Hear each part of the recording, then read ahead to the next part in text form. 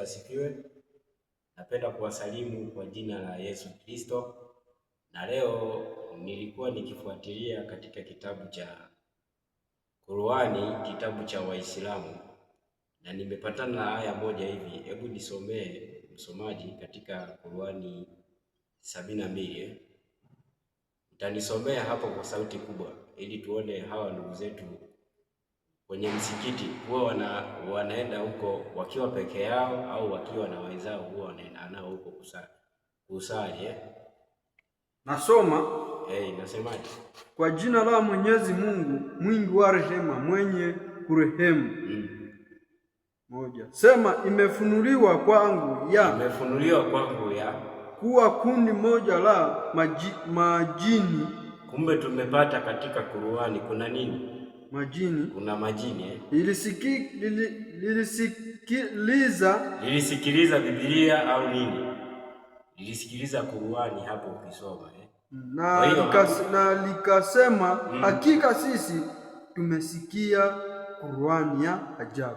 Kwa hiyo tunaona kwamba majini wanasikiliza Qur'ani, tena wanasema kwamba tumeisikia Qur'ani ya ajabu. Lakini ukisoma hata Biblia yako yote hautapata Biblia majini wanasema wameisikiliza Biblia na wameiamini. Utapatana na hiyo aya. Sasa malizia hapo tukiwe majini wanaamini nini katika imani yao. Mbili. Inaongoza kwenye uongofu. Malizia hiyo aya uliyokuwa unaisoma tu, malizia yote. Inaongozwa kwenye uongofu. Inaongozwa kwenye uongofu. Kwa hivyo hatutamshirikisha.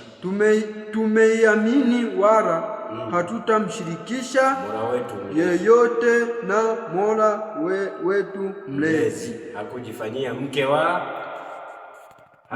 hana mwana. Hapo ukiendelea kusoma inasema hana mwana. Kwa hiyo tunaona kwamba imani ya majini, Yesu sio mwana wa nani? Sio mwana wa Mungu. Na pia walisikiliza Qur'ani wakakubaliana nayo.